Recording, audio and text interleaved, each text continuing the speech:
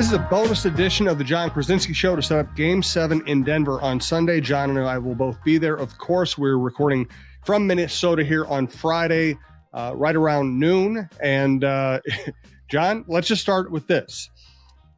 I've been in town since 1990. You've been covering the Wolves forever. You were a Minnesota sports fan before you got into the business.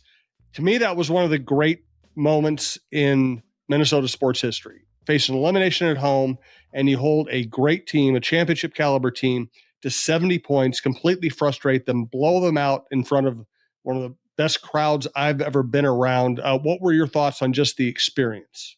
Yeah, I mean, I think big picture, when the dust was settling and the Wolves were up by 50 late in the fourth quarter, I kind of did think back to the start of the game and the previous day and a half of real fingernail biting, real kind of teeth gnashing, understandably so. The Wolves had just lost 3 in a row. The Denver Nuggets seemed to be in complete control of things. And there was a panic or a nervousness within that Timberwolves crowd at the start of the game, of Game 6, that you could feel. And I understood it. Look, it was disappointing the way that things had gone. And it looked like the Nuggets had figured everything out, especially when the game starts 9-2 and the Wolves have to call a timeout. And I think the whole crowd, there was just a sense of dread of here we go again, of same old Timberwolves, kind of that kind of thing. And so then to watch the way that they responded, to watch how unbelievably desperate they played and how overpowering they were in such a big spot, and then to feel the crowd respond to that desperation with their own desperation. They stood the entire game. It was incredible atmosphere. I think just the main takeaway that I had walking out of the arena at 4 a.m. in the morning was, that the old Timberwolves are dead. Like, we kept hearing after Game 4, after Game 5, same old Timberwolves. Here we go again. Oh, these guys never figure it out. And no matter what happens in Game 7 on Sunday, whether they win, whether they lose, whatever happens, what you saw from this team on Game 6, it was like, no, this is a different thing.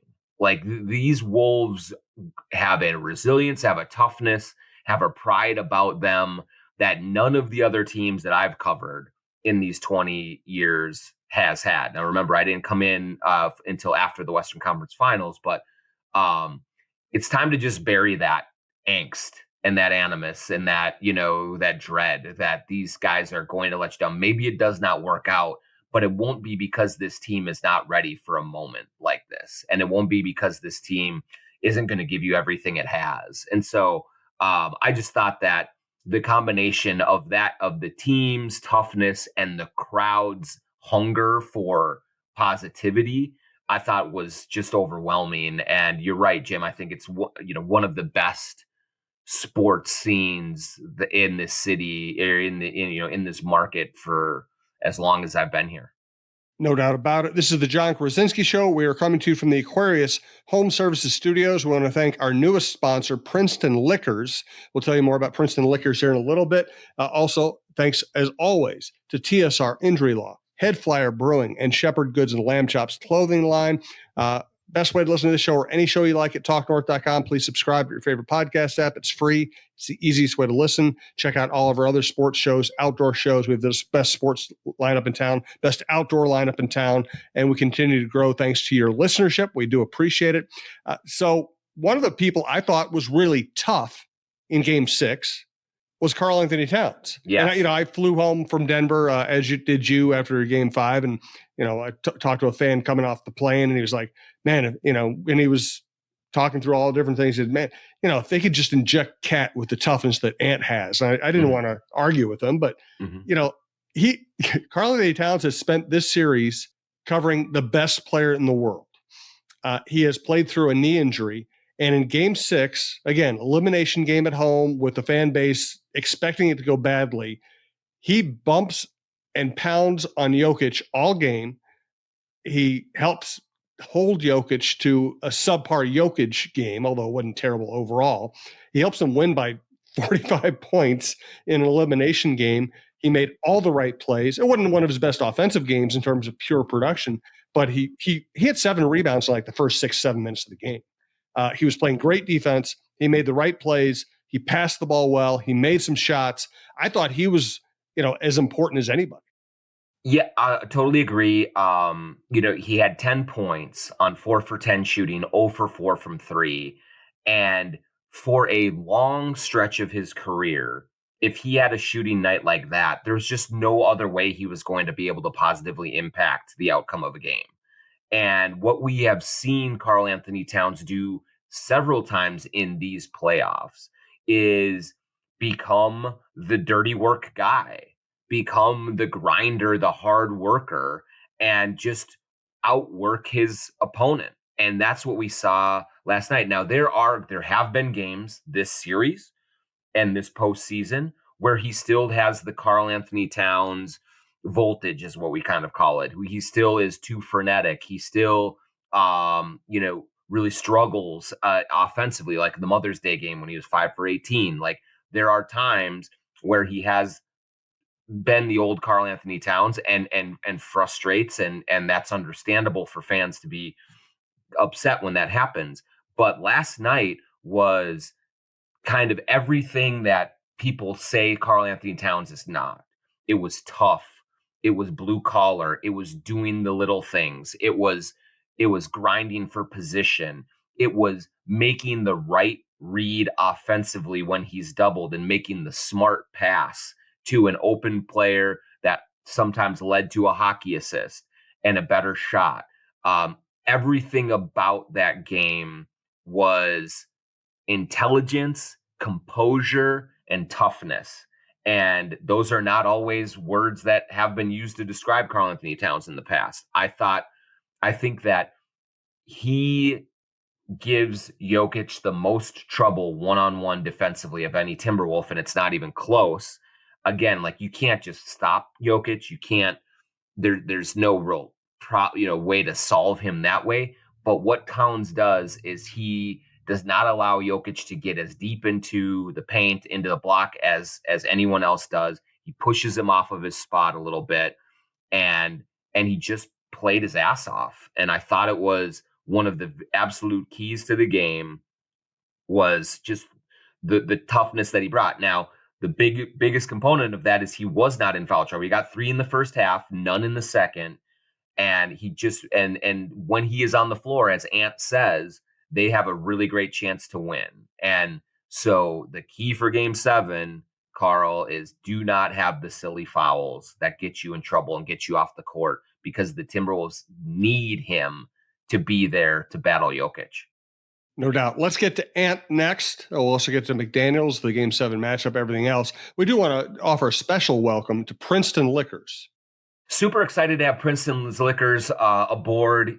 For Bill Princeton has been a long time Timberwolves fan. He is always kind of in my social media mentions on Twitter, being very supportive. And he just has a wonderful liquor store in Maple Grove that you can go to. It's Princeton's Liquors.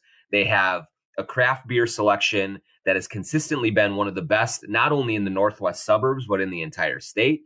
Now that THC seltzers and gummies are legal, they also have one of the better selections of those as well. And bourbon is a big focus for Princeton's Liquors as well. So if you like bourbon, you're going to go in there. You're going to see just a ton of selection of some of the very best bourbons that you can find right at Princeton's Liquors in Maple Grove. Bill Princeton is a 3rd-generation booze slinger. His grandfather turned his confectionery store into a bar pretty much the day Prohibition flipped in 1933. So the Princeton family goes way back in the booze game. He's been around forever. He's been doing it locally forever. And he's also a huge Timberwolves fan. He's been season ticket holder since the 90s. He actually interned for the Timberwolves and Lynx in the 2000-2001 season, even donned the Crunch mascot costume in 2001. So this guy is a tried and true Timberwolves fan, a big time supporter. Timberwolves fans, if you're looking to help support businesses that support your favorite teams, then go to Princeton's Liquors and pick up a little bit of some beverages to watch some of these games. There's going to be some late night games coming up if they advance, and you might need a little beverage to kind of get you through some of the harried, tense moments. Go to Princeton's Liquors in Maple Grove for the best selection around. I live in downtown Minneapolis, but I'm sold. I love bourbon experts. I love cool local businesses. So I will be going to Princeton Liquors to get my stuff from now on. Thank you and welcome to Princeton Liquors. So Ant was fantastic. He's had two games where, game three, he really didn't play aggressively. Game five, they defended him exceptionally well. But this is still kind of a coming out party for him nationally to play like this against the champs. Yeah, I think that we can also get into it as well, but certainly having Mike Conley back Yep. just changed everything for Ant, because what we saw in game five was the most aggressive double teaming of Anthony Edwards that he's ever seen in his life. We were in the locker room after the game, and he said, "I've never seen anything like that. That was wild, man." You could just see that he was a bit overwhelmed by the approach that the Nuggets took. And they could take that approach because the Wolves did not have another creator, secondary playmaker, guy who could create his own shot, penetrate and kick and get good looks for his teammates other than Ant with Conley out. And Edwards said after the game that one of the keys to having Conley back is it really allows him to not have to think so much about being the distributor and getting other people involved, because I think that he sometimes has a difficult time straddling the fence of when to get his own shots and when to get others involved. And when Mike Conley is not out there, when he's the sole kind of initiator on offense. And so having Conley there allowed for Ant to know that, hey, if Mike is going to be the one that gets others involved, that finds other people's shots. So when the ball hits my hands, if I have an advantageous matchup, I'm going. And that aggressiveness allowed for him to get cleaner looks, prevented the Nuggets from loading up on him as aggressively as they did. And it just made a huge difference. I mean, I think it was 11 points he had during the 27-2 run that the Wolves had in the first quarter. When Ant is locked in and really effective offensively early on in a game, it opens so many other things for this Timberwolves offense. It allows Jaden McDaniels to get what he got. It allows Karl Anthony Towns to get cleaner post touches. The Conley Rudy pick and roll is a little more effective because there's more spacing, because more guys are kind of keeping an eye on Edwards. And man, this 22-year-old just has a way of rising to the moment that is breathtaking to watch. Like you just feel like every time you have a must-win big game like this, Ant is going to bring the best that he has, and he consistently did it. And I thought he was fantastic in Game 6. He's fantastic. He's also been really good in post-game interviews, win or lose, which is kind of an indication that this stuff is not too big for him. Yeah, and you know what? The post-game interview was unbelievable, obviously, talking about, I told Carl's ass not to foul, and then talking about the Denver Game 7 the attendant that he said told in Game 5 that they'd come back for Game 7. And I have to say something about that, Jim. Like, I was there when he said that to the attendant in Game 5. And it was a very playful back and forth, because the way that I read it, Ant kind of was teasing the locker room attendant after Game 2.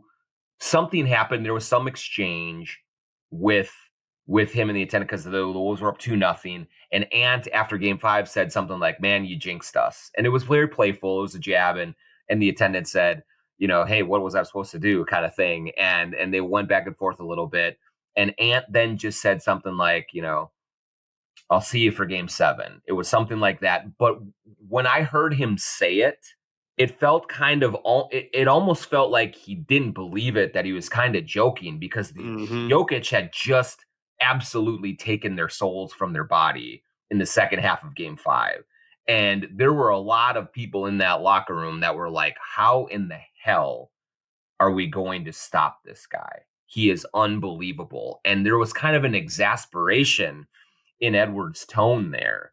Um, so when he said, in the after the game at game 6, when he said, I'll see all you MFers for, I told y'all, I'll see all y'all MFers for game 7. It wasn't that defiant. It didn't feel that way, at least in that moment. But game 6 certainly got that swagger back in him, and he's coming back there to win game 7. And these moments in the press conferences can help make him a star. But what the other thing that I thought that was super impressive is the Timberwolves put up their post-game locker room video after the game, and it was Ant like commanding the attention of the room and saying, we talked this morning at shoot around about Cat, just make the smart play, make the right decision over and over again, and we will win. And he said, and Cat, you did exactly that. You made every right decision. So him shouting out Towns in that moment, then the camera pans to Towns and he's very thankful and appreciative of the gesture. Like that kind of stuff is the special sauce that separates Anthony Edwards from the garden variety all-star type player. And you can just see that he senses this moment, that he knows what to say, that he understands what teammates need to hear from him, and he gives it to them. And I just think that you're seeing him become more and more vocal, become more and more self-assured, and it is garnering him a respect in that locker room that is through the roof right now. 612 TSR time. You know the drill. Call that number if you're injured. They'll take great care of you. Naz Reid, 612 TSR time. They won't charge you unless they win your case. And they'll probably win your case. That's why they're doing so well. TSR Injury Law. Let's hear more about Head Flyer Brewing. Head Flyer Brewing, Northeast Minneapolis. If you have gone online and seen some of their social media posts, the game days at Head Flyer Brewing for Timberwolves games are unbelievable. The crowd is packed. The drink specials are going. Everyone is having a blast. If you are not lucky enough to be going to Denver, like Jim and myself are, go to Head Flyer Brewing on Sunday and get there with your friends, get there with all sorts of Wolves fans, and just watch this game in an environment that is super fun with great beer, great drink specials, awesome merchandise, and tell them the John Krasinski Show sent you. Thanks also to Shepherd Goods and Lamb Chops clothing line. sglambchops.com. That's sglambchops.com. Most comfortable hoodies, sweatpants, shorts, t-shirts, super high quality stuff. Jordan and Craig are courtside at every Wolves game. Craig was wearing a Jaden McDaniels jersey in game 6. Maybe he was the one that spurred Jaden's big game. But if you go to sglambchops.com, JONK20 for a promo code for 20% off. And at the end of this show, we'll answer a Twitter question, give away a free pair of Lamb Chops shorts. Yes, thank you all. We appreciate all of our sponsors. Let's get to Jaden. As Finch always says, kind of a barometer of the offense. He's had games. It's been a weird series for him. First 2 games, only scores 5 points, but he's plus 50 and they win 2, and he's one of the heroes. Then they start struggling offensively, and it looks like he's a liability offensively. Then game 6 comes, and he played great offensively, attacking, hitting enough shots that, not only do you get the points are always the most important thing, but also had to make them respect him. He was great.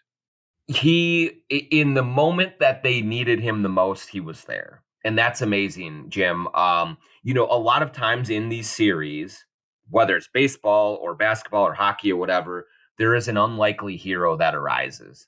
And certainly game 6, that was Jaden McDaniel's spot. What we saw in game 5 particularly, and again, another thing that allowed the Nuggets to devote so much attention to Anthony Edwards, was that they did not believe at all that Jaden McDaniels was going to be able to hurt them on the weak side because of it. And they were right in game 5. Jaden McDaniels, by and large, throughout these playoffs, has shot the ball extremely poorly, misses wide open 3-pointers, and those misses are backbreakers for the Timberwolves offense. Now, what we saw in game 6 was a very active Jaden McDaniels going to the basket. Those little kind of pull up jumpers in the lane that he has have become a reliable weapon for him. And when he scores that way, I think it helps build a little bit of confidence. Then he knocks down 3 out of 5 threes in the game and they win by 50.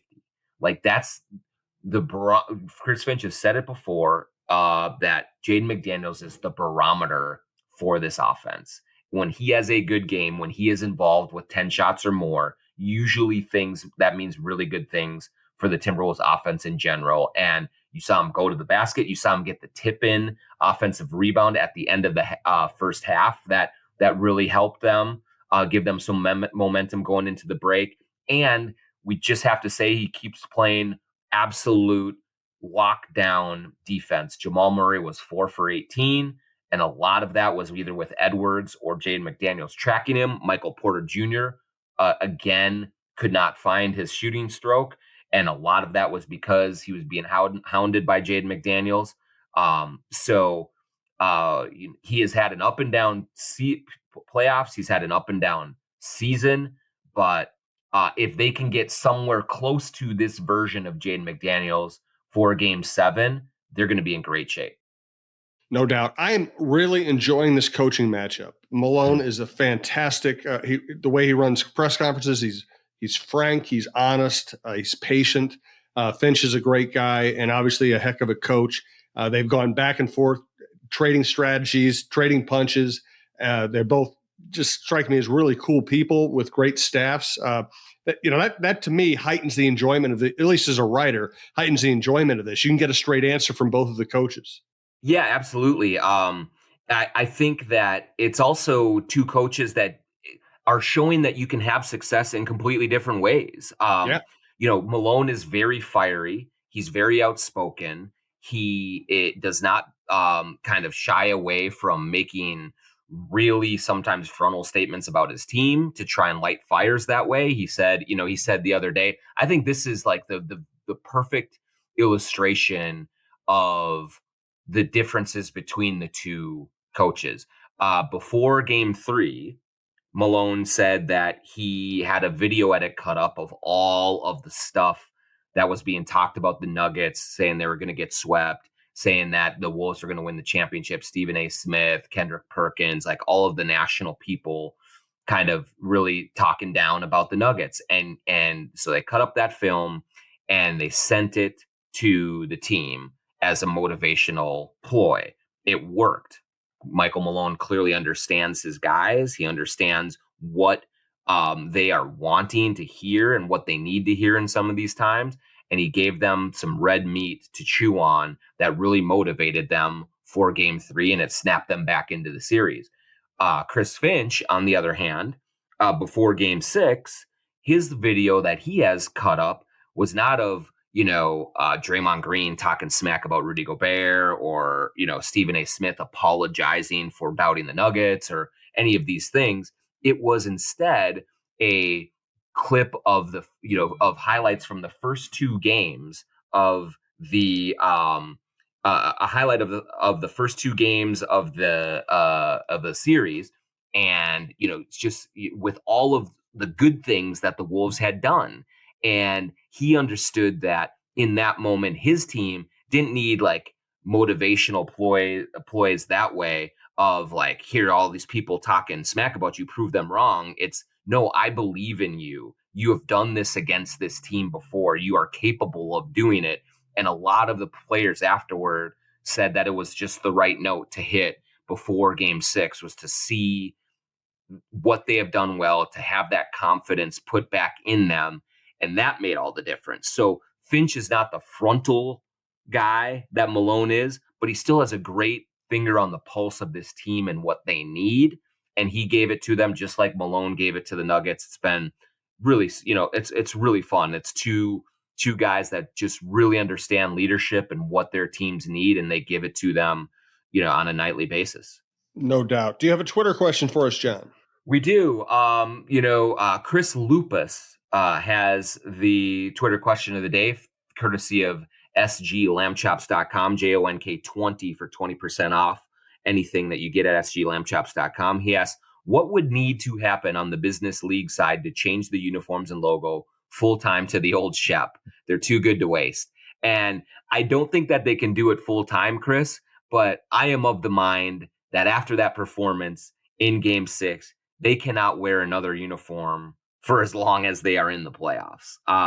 You be superstitious, ride the look that got you there, and those uniforms are so clean. That court is so cool that I just think that they absolutely should wear those again for Game 7 and anything if they were fortunate enough to win going forward, because they look great in them, they play great in them. Everyone has warm and fuzzy feelings about them. And so thanks for your Twitter question, Chris. You will win a free pair of lamb chop shorts. And let's see if we see the Wolves break those out again in Game 7. Your choice, John. End the show with either a prediction or just what you'll be watching for in particular on Sunday.